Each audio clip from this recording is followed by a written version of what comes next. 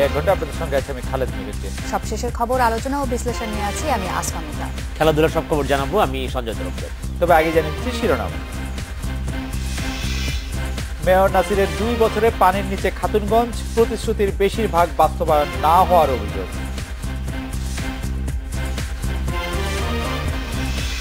ভারতে সিদ্দিকুরের চোখের অস্ত্রোপচার শনিবার, দায়ী পুলিশ সদস্যদের বিরুদ্ধে ব্যবস্থা নিচ্ছে সরকার।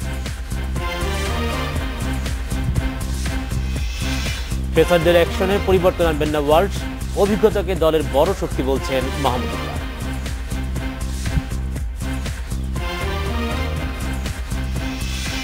রাত 9টায় বাংলাদেশ আজ মতামত পাঠানোর বিষয়ে ভ্রাম্যমাণ আদালতের পক্ষে প্রশাসন। মতামত পাঠাতে পারেন SMS অথবা ফেসবুকে। আপনাদের মতামত জানিয়ে দিচ্ছি সংবাদের পরের অংশে।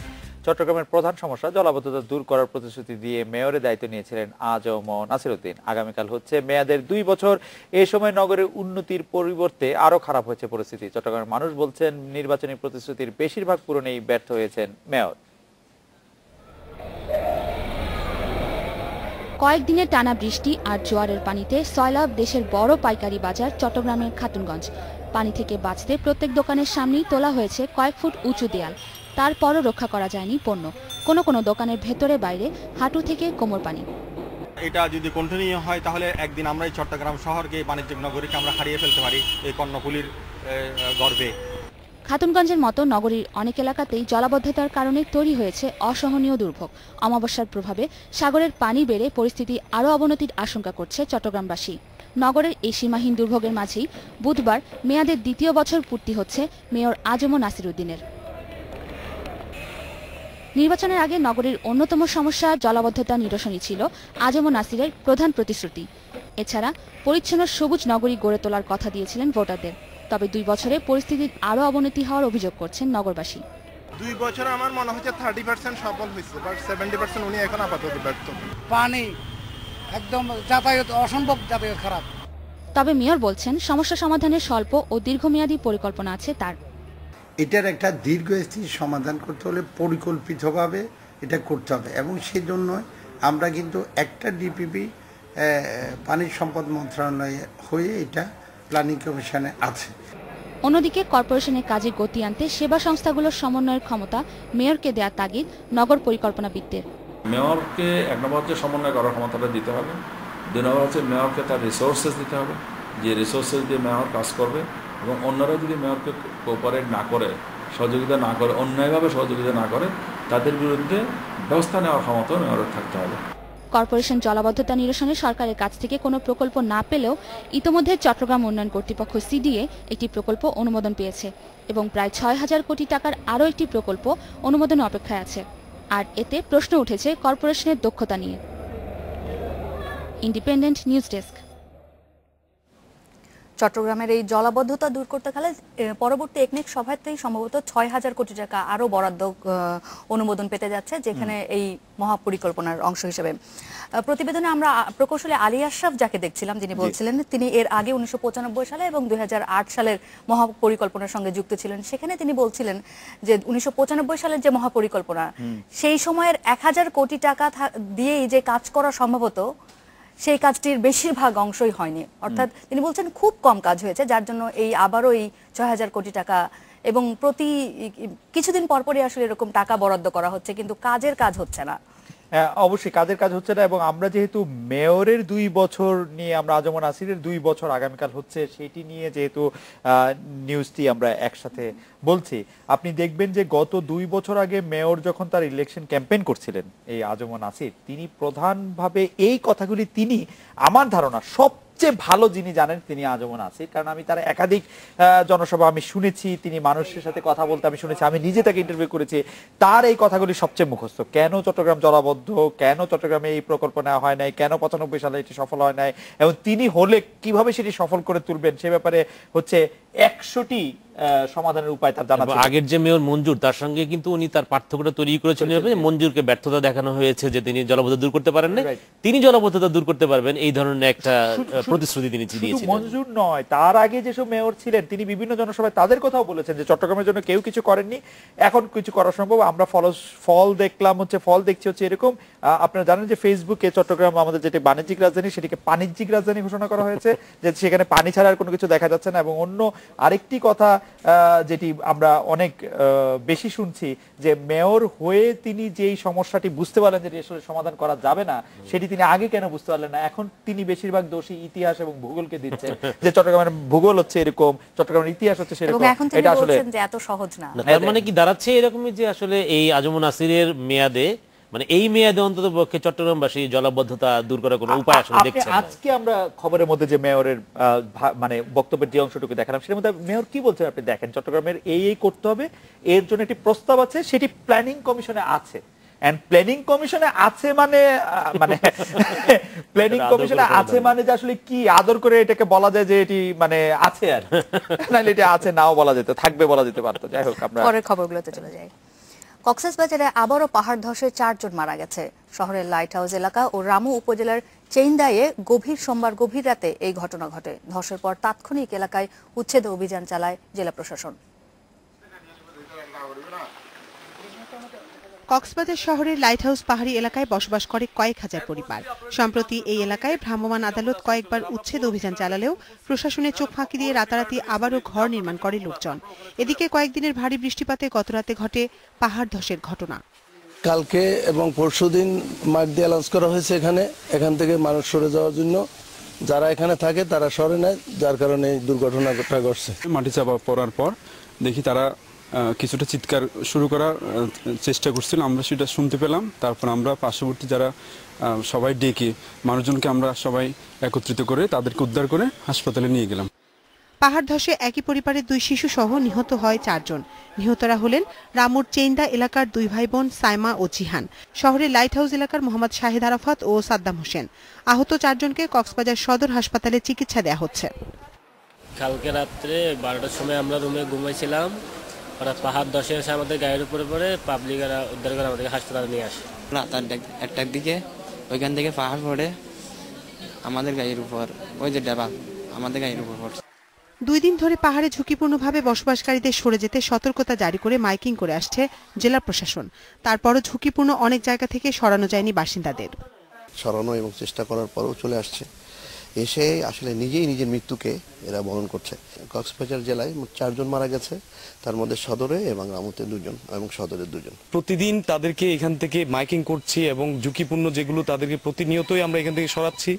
এরপরও আবার কিছুক্ষণ যাওয়ার পরে তারা আবার এখানে আবার এসে আশ্রয় গ্রহণ করছে এবং এভাবে গতকাল রাতের দুর্ঘটনাটি ঘটল। পাহাড় ধসের পর ঝুঁকিপূর্ণ এলাকা থেকে বাসিন্দাদের সরানোর তৎপরতা জোরদার করেছে প্রশাসন। Independent news desk. চিকিৎসাধীন সিদ্দিকুর রহমানের বাম চোখের কিছুটা উন্নতি হয়েছে। উন্নত চিকিৎসার জন্য শুক্রবার তাকে ভারতের চেন্নাই পাঠানো হচ্ছে। এদিকে সিদ্দিকুরের চোখ ক্ষতিগ্রস্ত হয় পুলিশ দায়ী হলে ব্যবস্থা নেওয়ার কথা জানিয়েছেন স্বরাষ্ট্র ও স্বাস্থ্যমন্ত্রী। রাজধানীর শাহবাগে শিক্ষার্থী বিক্ষোভের সময় আহত তিতুমির কলেজের ছাত্র সিদ্দিকুর রহমানের চিকিৎসা চলছে জাতীয় চক্ষু বিজ্ঞান ইনস্টিটিউটে। আরও উন্নত চিকিৎসার জন্য শুক্রবার তাকে ভারতের চেন্নাই পাঠাচ্ছে সরকার। পরদিন সেখানকার হাসপাতালে অস্ত্রোপচার হবে বলে জানিয়েছেন স্বাস্থ্যমন্ত্রী। পাসপোর্ট হয়ে গেছে, ভিসা হচ্ছে আগামীকাল, 28 তারিখে সে যাবে ভারত চিকিৎসার জন্য যাবে। সমস্ত খরচ, সমস্ত চিকিৎসা ব্যয়ভার সবকিছুই আমরা স্বাস্থ্য মন্ত্রণালয়ে করা হবে এবং তার আরোগ্য হওয়া পর্যন্ত তাকে সমস্ত চিকিৎসা আমরা ইনশাআল্লাহ দেবো এবং তার ব্যবস্থা করব। সিদ্দিকুর পুলিশের টিয়ার শেলে আহত হন, দেখা গেছে ভিডিও ফুটেজে। ঘটনার তদন্ত চলছে জানিয়ে স্বাস্থ্যমন্ত্রী বলেন, দায়ী পুলিশ সদস্যদের বিরুদ্ধে ব্যবস্থা নেবে সরকার। যেহেতু একটি ঘটনা ঘটে গেছে, কিন্তু তার তো প্রতিকার প্রথম দরকার তার ছেলেটাকে স্বাভাবিক জীবনে ফিরে আনা, এটাই আমরা করছি। এবং এই ঘটনার সঙ্গে যদি কেউ অতিরিক্ত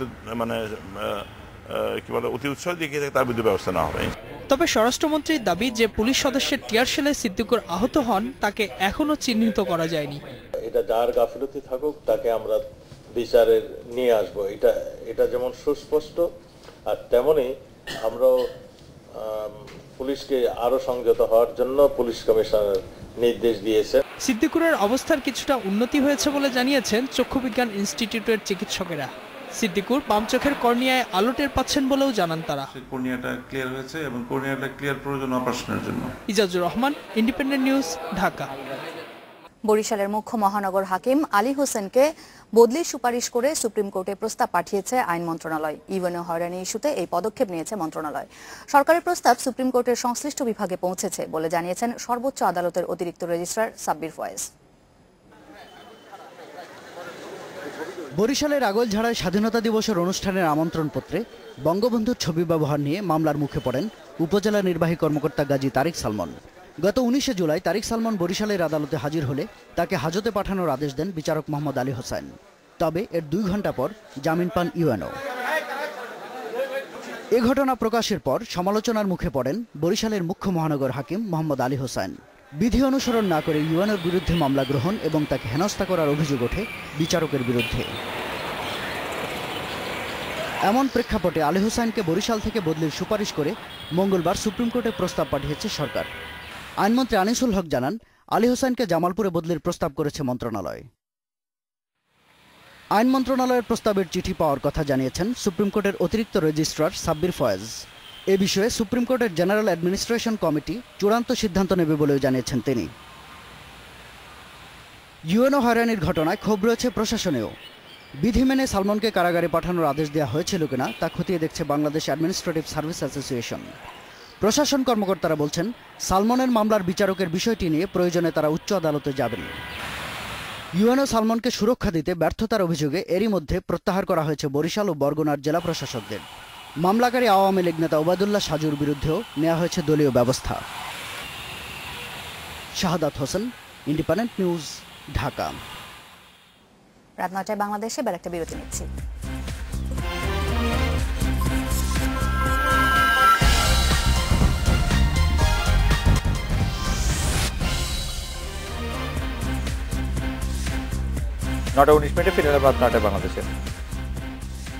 ভ্রাম্যমাণ আদালত পরিচালনা অব্যাহত রাখার পক্ষে প্রশাসনের কর্মকর্তারা। প্রধানমন্ত্রীর কার্যালয়ে জেলা প্রশাসক সম্মেলনে তারা এই দাবি জানান। অন্যদিকে দুর্নীতির বিরুদ্ধে কঠোর অবস্থা নেওয়া ও এ বিষয়ে জনসচেতনতা সৃষ্টি করতে জেলা প্রশাসকদের নির্দেশ দেন প্রধানমন্ত্রী শেখ হাসিনা। প্রধানমন্ত্রীর কার্যালয়ে 3 দিনের জেলা প্রশাসক সম্মেলন উদ্বোধন করেন প্রধানমন্ত্রী শেখ হাসিনা। এতে যোগ দেন 64 জেলা প্রশাসক ও 8 বিভাগীয় কমিশনার। বিভিন্ন মন্ত্রণালয়ের মন্ত্রী ও সচিবরাও উপস্থিত ছিলেন। মাঠ পর্যায়ের তথ্য প্রধানমন্ত্রীর কাছে উপস্থাপন করেন জেলা প্রশাসকরা। সুশাসন প্রতিষ্ঠায় জেলা প্রশাসনের কর্মচারী কর্মকর্তাগণ বদ্ধপরিকর। একজন উপজেলা নির্বাহী কর্মকর্তার পাশে দাঁড়ানোর ক্ষেত্রে প্রধানমন্ত্রীর ভূমিকাকে অতুলনীয় হিসেবে চিহ্নিত করেন প্রধানমন্ত্রীর মুখ্য সচিব। ভ্রাম্যমাণ আদালত পরিচালনা অব্যাহত রাখার পক্ষে জোরালো মতামত তুলে ধরেন প্রশাসনের মাঠ পর্যায়ের কর্মকর্তারা। মোবাইল কোর্ট সারা দেশের মানুষের আস্থা অর্জন করেছে। অপরাধীদের তাৎক্ষণিক বিচারের মাধ্যমে মানুষকে স্বস্তি দিচ্ছে। কিন্তু এক্সিকিউটিভ ম্যাজিস্ট্রেট দ্বারা মোবাইল কোর্ট পরিচালনা মাননীয় হাইকোর্ট বিভাগ কর্তৃক অবৈধ ঘোষণার পরিপ্রেক্ষিতে সাধারণ মানুষ মনে করেন যে এই আইনটি অকার্যকর হয়ে পড়লে চরম জনদুর্ভোগ ও জননিরাপত্তা ঝুঁকির মধ্যে পড়বে। মাঠ পর্যায়ে উন্নয়ন প্রকল্পগুলো যথাযথ বাস্তবায়নের জন্য জেলা প্রশাসকদের নির্দেশ দেন প্রধানমন্ত্রী। তিনি দেশবিরোধীদের তৎপরতা সম্পর্কে সবাইকে সতর্ক থাকার তাগিদ দেন। সরকারি সেবা নিতে গিয়ে জনগণ যেন হয়রানি ও বঞ্চনার শিকার না হয় সে ব্যাপারে জেলা প্রশাসকদের সতর্ক করেন প্রধানমন্ত্রী। করাপশন দূর করতে হবে যেভাবে হোক, কারণ কোনো কাজ করতে গেলে সেখানে যদি করাপশন হয় আর সেটুকু যদি খেয়ে ফেলে তাহলে তো আমার উন্নয়নের ছোঁয়াটা গ্রাম বাংলায় বা কোথাও লাগবে না। কাজে এ ব্যাপারে আপনাদেরকে জনসচেতনতাও সৃষ্টি করতে হবে এবং নিজেদেরকে এ ব্যাপারে কঠোর অবস্থানে থাকতে হবে। নদী ভাঙন ও বন্যা বাড়ার শঙ্কা জানিয়ে পর্যাপ্ত প্রস্তুতি নেওয়ার নির্দেশ দেন প্রধানমন্ত্রী। ভাঙন কবলিত প্রত্যেক পরিবারের তালিকা করে আবাসন ও প্রয়োজনীয় সহায়তার নির্দেশ দেন প্রধানমন্ত্রী শেখ হাসিনা। মাধ্যমে সমগ্র বাংলাদেশের সাথে যোগাযোগ। অনিমেষ কর, ইন্ডিপেন্ডেন্ট নিউজ, ঢাকা। জেলা প্রশাসকদের রাজস্ব আদায় বাড়ানোর তাগিদ দিয়েছেন অর্থমন্ত্রী আবুল মাল আব্দুল মুহিত। সরকারের উন্নয়ন কর্মকাণ্ড এগিয়ে নিতে রাজস্ব আয় বাড়ানোর উপর জোর দিয়েছেন তিনি। সম্মেলনের প্রথম দিনে 16টি মন্ত্রণালয়ে ও বিভাগের দায়িত্বপ্রাপ্ত মন্ত্রীরা জেলা প্রশাসকদের সঙ্গে আলোচনায় অংশ নেন। এ সময় বিভিন্ন সংকট ও সীমাবদ্ধতার কথা তুলে ধরেছেন জেলা প্রশাসকেরা। প্রায় প্রতিটি জেলায় ট্রেজারি ভবনের জায়গা সংকটে রাজস্ব আদায় সহ বিভিন্ন কাজ ব্যাহত হচ্ছে বলেও জানান তারা। এ সময় অর্থমন্ত্রী ট্রেজারি ভবন দ্বিতল করার আশ্বাস দেন। আলোচনায় টিআর কাবিখা প্রকল্পের মাধ্যমে স্বচ্ছতার সঙ্গে সারা বছরই বাঁধ নির্মাণ ও সংস্কারের নির্দেশ দেন দুর্যোগ ত্রাণমন্ত্রী মোফাজ্জল হোসেন চৌধুরী মায়া। ঝুঁকিপূর্ণ শিশুশ্রম বন্ধের উপায় নিয়েও আলোচনা হয়েছে সম্মেলনে। আমার মোস্ট ইম্পর্টেন্ট জিনিস হলো রাজস্ব আদায় করা কারণ আদায় করলেই সেবা দেওয়া যায়, আদায়টা যদি না বাড়ে সেবা বাড়ে না কোনোদিন। এখন সেবা দর্শনীয়ভাবে দেওয়া হয় দেশে, সুতরাং আপনাদের বেশ জোর হয়েছে, আপনারা রাজস্ব আদায়ে সহায়তা করবেন। 2021 সালের মধ্যে আমরা বাংলাদেশ থেকে হ্যাজার্ডাস চাইল্ড লেবার এলিমিনেশন করব। আমরা সেই প্রোগ্রাম নিচ্ছি ওদেরকে আত্মকর্মসংস্থান অথবা তাদের পিতামাতাকে আত্মকর্মসংস্থানের ব্যবস্থা করে যাতে চাইল্ড লেবার, বিশেষ করে হ্যাজার্ডাস চাইল্ড লেবার এলিমিনেশন করা যায়, সেইটা আমরা যে কি প্ল্যান কি প্রোগ্রাম এইটা জেলা পরিষদের সামনে আমরা উপস্থাপন করেছি।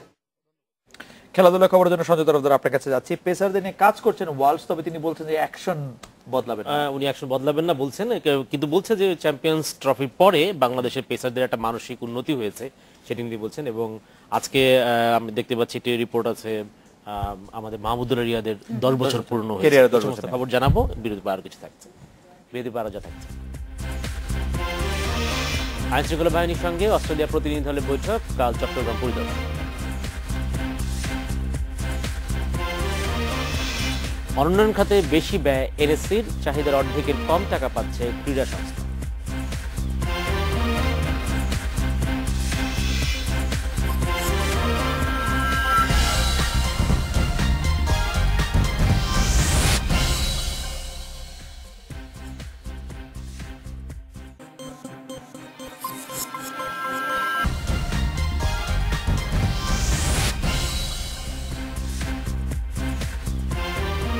নটা 31 ফিরলাম রাত 9টায় বাংলাদেশে।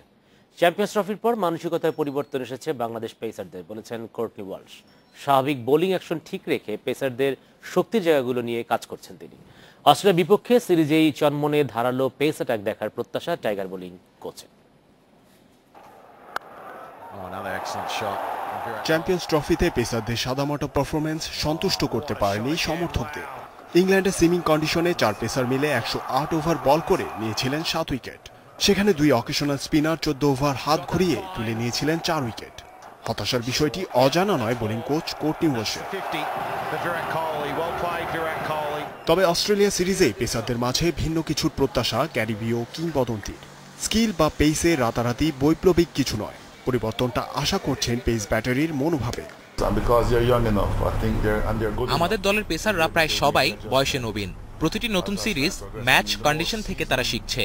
সেই সাথে আমি তাদের পরামর্শ দিয়েছি যাতে তারা একে অপরের সাথে নিজস্ব আইডিয়া শেয়ার করে। এই কাজটা আমি করতাম কার্টলি অ্যাম্ব্রোসের সাথে। হতাশার পাল্লা সবচেয়ে বেশি ভারী মুস্তাফিজের কারণে। ওয়ালশ অবশ্য বলছেন বাড়তি কিছু চেষ্টা করা হয়নি। দ্য ফিজের স্বাভাবিক অ্যাকশন পরিবর্তনেও চেষ্টা করেনি কেউ। অনেকে বলছেন আমি পেসারদের অ্যাকশন বদলে দিয়েছি, ব্যাপারটা তা নয়। আমি মূলত চেষ্টা করি কোনো ত্রুটি থাকলে তা শুধরে দিতে। আমি বিশ্বাস করি একজন ক্রিকেটার সবচেয়ে ভালো শেখে খেলার মাঠেই। দুঃখজনকভাবে আমরা খুব বেশি খেলার সুযোগ পাই না, তবে অনুশীলনে ছেলেদের একাগ্রতা আমি দেখেছি এবং ওরা খুব দ্রুত উন্নতি করছে। বাংলাদেশ ক্রিকেটের জন্য ভালো হবে এমন যে কোনো কিছুকেই স্বাগত জানাতে প্রস্তুত ওয়ালশ। চম্পাকা রমানায়কের সাথে জুটি বেঁধে টাইগার ক্রিকেটের উন্নয়নে কাজ করতে চান এই কিংবদন্তি। জহিরুল ইসলাম, ইন্ডিপেন্ডেন্ট নিউজ, ঢাকা। ক্রিকেট বিশ্বে বাংলাদেশ অন্যতম অভিজ্ঞ এক দল, আর এই অভিজ্ঞতাই বড় শক্তি বলে মনে করেন মাহমুদুল্লাহ রিয়াদ। আন্তর্জাতিক ক্যারিয়ারে রিয়াদ পূর্ণ করেছেন 10 বছর, আরও কয়েক বছর জাতীয় দলকে প্রতিনিধিত্ব করার ইচ্ছা তার। বাংলাদেশকে দেখতে চান র্যাঙ্কিং এর 3-4টি দলের মধ্যে। জার্সিতে ক্যারিয়ারটা যখন শুরু করেছিলেন মাহমুদুল্লাহ রিয়াদ, তখন বিশ্ব ক্রিকেটে বাংলাদেশকে ছোটখাটো দল হিসেবেই ধরা হতো। অনভিজ্ঞ এক দলে রিয়াদ ব্যাট আর বল হাতে সব্যসাচী ভূমিকায় নিজেকে পরিচিত করেন। আজ যখন ক্রিকেট বিশ্বে বাংলাদেশ এক সমীহ জাগানিয়া দল, তখন মাহমুদুল্লাহ পার করে ফেললেন ক্যারিয়ারের 10টি বছর।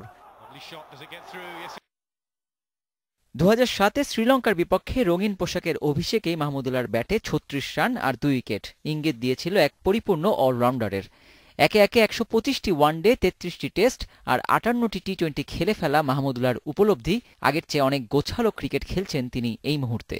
এখনো বাংলাদেশের জার্সি গায়ে খেলছি এবং ইচ্ছা আছে যেন আমি যতটুকু এক্সপিরিয়েন্স গেইন করেছি ওইটাই যেন আরো ভালোভাবে বাংলাদেশ দলের সার্ভিসে আরো কিভাবে ভালোভাবে দিতে পারি, ওটা এখন আমার লক্ষ্য। মানসিকভাবে অনেক গোছানো, হয়তোবা ওদিক থেকে কিছুটা হলেও বুঝতে পারি যে আমার কোন জিনিসগুলোতে কাজ করার প্রয়োজন বা কোন জিনিসগুলোতে আমি এখন আমার স্ট্রেংথ আছে।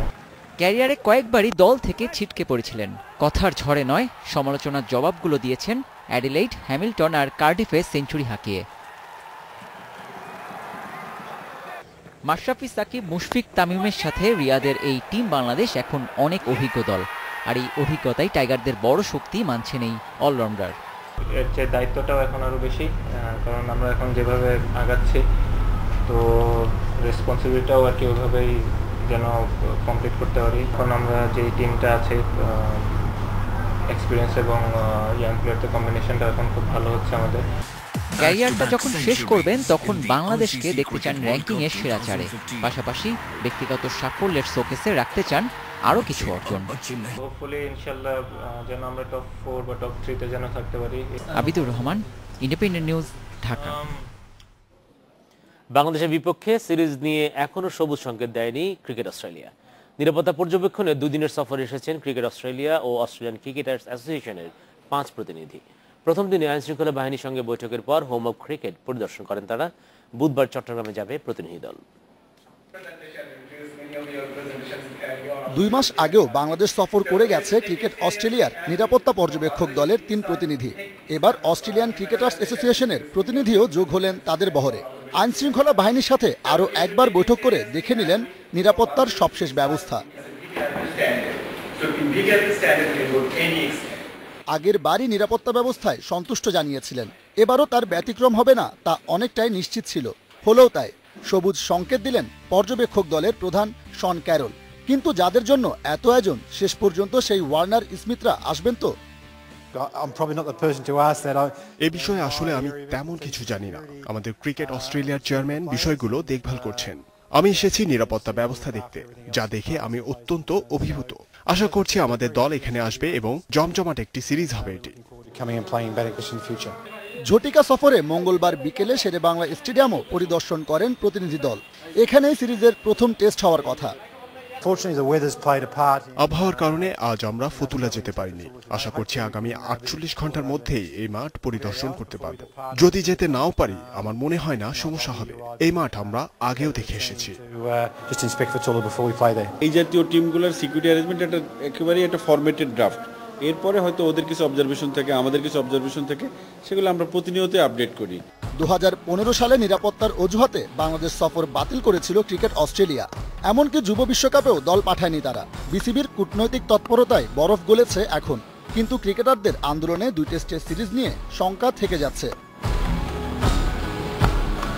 Sabbir Irfan, independence news, Dhaka. জাতীয় ক্রীড়া পরিষদের চলতি অর্থবছরে উন্নয়ন খাতের চেয়ে অন্যান্য খাতে ব্যয় বেশি। মোট বাজেটের 41 কোটি টাকা যাচ্ছে বেতন ভাতা ও অফিস ব্যবস্থাপনায়। 30 কোটি টাকা পাচ্ছে ক্রীড়া সংস্থাগুলো। উপজেলা ক্রীড়া সংস্থাগুলো পাচ্ছে 1 লাখ টাকা। বরাদ্দ বাড়েনি জেলা, বিভাগীয় সংস্থা ও ফেডারেশনগুলোর। চলতি অর্থবছরে যুব ও ক্রীড়া খাতে বাজেট বেড়েছে 450 কোটি টাকা। জাতীয় ক্রীড়া পরিষদের বরাদ্দ 1212 কোটি টাকা বেড়েছে হয়েছে 49 কোটি টাকা। নিজস্ব আয়ের সঙ্গে চলতি বছর ক্রীড়াঙ্গনে 70 কোটি টাকা বাজেট নির্ধারণ করেছে জাতীয় ক্রীড়া পরিষদ। বাজেট বিন্যাসে উপজেলা ক্রীড়া সংস্থাগুলো পাচ্ছে 1 লাখ টাকা, তবে বরাদ্দ বাড়েনি জেলা, বিভাগীয় সংস্থা ও ফেডারেশনগুলোর। বাংলাদেশ ফুটবল ফেডারেশন পাচ্ছে 21 লাখ টাকা।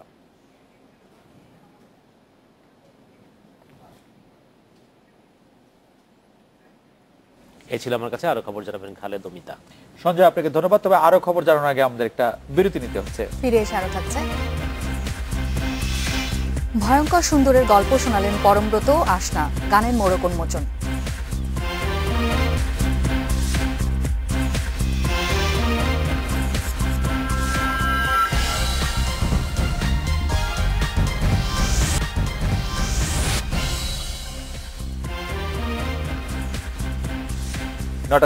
আমরা ফিরে এলাম রাত 9টায় বাংলাদেশে। শুরুতেই আপনাদের মতামত। ভ্রাম্যমাণ আদালতের পক্ষে প্রশাসন এই বিষয়ে জানতে চেয়েছি। যে মতামতগুলো এসেছে তার মধ্যে মিলন বলছেন আদালতের উপর মামলার চাপ কমাতে ভ্রাম্যমাণ আদালতের প্রয়োজন আছে। ফিরোজ বলছেন অনিয়ম ও দুর্নীতি রোধে ভ্রাম্যমাণ আদালত আরো শক্তিশালী করা উচিত।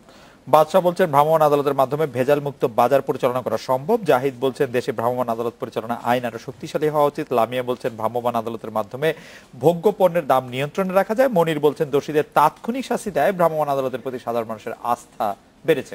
সালাম বলছেন অবৈধ স্থাপনা উচ্ছেদে ভ্রাম্যমাণ আদালতের কোনো বিকল্প নেই। বাহলুল বলছেন মাদক চোরাচালান ও নিয়ন্ত্রণে ভ্রাম্যমাণ আদালত বিচার নিশ্চিত করে থাকে। মিতু বলছেন ভ্রাম্যমাণ আদালতের মাধ্যমে যে কোনো ধরনের বিশৃঙ্খলা দ্রুত নিয়ন্ত্রণ করা সম্ভব। আর তারেক বলছেন সরকারের উচিত ডিসিদের দাবি অনুযায়ী ভ্রাম্যমাণ আদালত পরিচালনা অব্যাহত রাখা।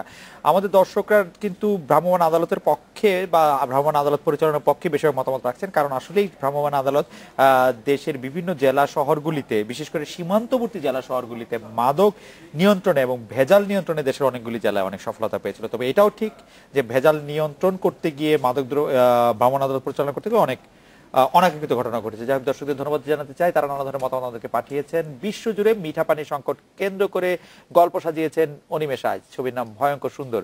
বিকেলে ছবির গানে মোড়ক উন্মোচনের অনুষ্ঠানে মিলিত হয়েছিলেন শিল্পী, কলাকুশলীরা। কথা বলছেন মুক্তি প্রতীক্ষিত সিনেমা নিয়ে। 4 তারিখ কবে আসবে? ভয়ঙ্কর সুন্দর হলে হলে যাবে 4 আগস্ট। প্রচারণা চলছে পুরো দমে। কলকাতা থেকে উড়ে এসেছেন ছবির অন্যতম অভিনেতা পরমব্রত চট্টোপাধ্যায়। তার বিপরীতে দেশের অভিনেত্রী আসনা হাবিব ভাবনা। অদ্ভুত দুজন মানুষের দেখা হওয়ার গল্প আছে, যাদের দেখা হওয়ার কথা নয় সাধারণ হিসেব এবং সেই দুজন অসম্ভব সরল দুটি মানুষ, তাদের একসঙ্গে পথ চলার গল্প। প্রথম ছবিতে এত সুন্দর একটি চরিত্র পাওয়াটা কিন্তু আসলে সৌভাগ্যের, যেখানে আমার অভিনয় করার জায়গাটা থাকবে। So that's why I am very happy. মতিনন্দীর জলের ঘূর্ণি ও বকবক শব্দ নামের ছোট গল্প থেকে নেওয়া হয়েছে ছবির মূল ভাবনা। তার সাথে নিজের সৃজনশীলতার মিশ্রণ করেছেন পরিচালক। এটি তার দ্বিতীয় চলচ্চিত্র। ভয়ঙ্কর সুন্দর এমন একটি সিনেমা যেটা আপনি সিনেমা এক্সপেরিয়েন্স করতে হবে, মোবাইল ফোন কিংবা ল্যাপটপ কিংবা টেলিভিশনে দেখলে মজা পাওয়া যাবে না। আমিও বিষয়টির সঙ্গে একমত। বিকেলে উন্মোচিত হয় ছবির গানের অ্যালবামের মোড়ক। ছিলেন দেশের বরেণ্য অভিনয় শিল্পী ও সঙ্গীতজনেরা। ছবির জন্য শুভকামনা ঝরল তাদেরও কণ্ঠে। ভয়ঙ্কর সুন্দর হলে গিয়ে অনিমেষ আর ভাবনা যদি সাথে নেয় তাহলে ফার্স্ট শোটাই দেখতে চাচ্ছি। অসম্ভব ভালো একটি কাজ হয়েছে। আমার মনে হয় বাংলা সিনেমার জন্য একটি খুব সিগনিফিকেন্ট ছবি আপনারা সবাই উপহার পাচ্ছি আমরা। পরিচালকের দাবি, শুধু নতুন করে বলা প্রেম কাহিনী নয়, ভয়ঙ্কর সুন্দর ছবিতে দর্শকরা পাবেন নতুন ভাবনারও খোরাক। ইয়াসিফ আকবর, ইন্ডিপেন্ডেন্ট নিউজ, ঢাকা। অস্ট্রেলিয়ার আদিবাসী চিত্রশিল্পী ক্যাথলিন গ্যালের জীবন কাটছে চরম দারিদ্র্যে। জীর্ণ একটি বাড়ির বারান্দায় তার আশ্রয়, অথচ একসময়ে বিশ্বের নামী গ্যালারিতে প্রদর্শিত হয়েছে গ্যালের চিত্রকর্ম। এখন অর্থের অভাবে পাচ্ছেন না পর্যাপ্ত খাবার ও চিকিৎসা। নিউ ইয়র্ক, প্যারিস, লন্ডন এবং টোকিওর বিখ্যাত সব গ্যালারিতে প্রদর্শিত হয়েছে ক্যাথলিন গ্যালের আঁকা চিত্রকর্ম। ভিন্নধর্মী স্টাইলের কারণে প্রশংসা পেয়েছেন শিল্প সমালোচকদের। তার আঁকা ছবি এখনো বিক্রি হয় হাজার হাজার ডলারে। অস্ট্রেলিয়ার আদিবাসী চিত্রশিল্পী ক্যাথলিন গ্যালের বয়স 90 ছুঁই ছুঁই। থাকেন মধ্য অস্ট্রেলিয়ার ইউটোপিয়ার প্রত্যন্ত অঞ্চলে। দিন কাটে জরাজীর্ণ বাড়ির বারান্দায় শুয়ে। গুটিকয় স্বজনের পাশাপাশি সঙ্গী কয়েকটি কুকুর। বার্ধক্যের কারণে দুর্বল হয়ে পড়েছে শরীর, পারেন না হাঁটাচলা করতেও। এখানে কোনো বয়স্ক সেবা কেন্দ্র নেই, তাহলে হয়তো একটি হুইল চেয়ার পেতে পারতেন তিনি। তার কাপড় চোপড় পরিষ্কার করারও কেউ নেই। এলাকায় নেই কোনো লন্ড্রিও। দারিদ্র্যের একেবারে নিম্ন স্তরে বাস করছি আমরা। একসময় নিজের ইচ্ছাতেই জন্মস্থান ইউটোপিয়ায় ফিরে আসেন ক্যাথলিন। জীবনের শেষ দিনগুলো কাটাতে চান জন্মভিটায়, তবে এতে মেনে নিতে হয়েছে দারিদ্র্যের ভার। সরকারি কর্মকর্তারা বলছেন, বয়স্কদের সেবা দিতে তহবিল থাকলেও দূরত্বের কারণে তা পৌঁছানো যাচ্ছে না সবার কাছে।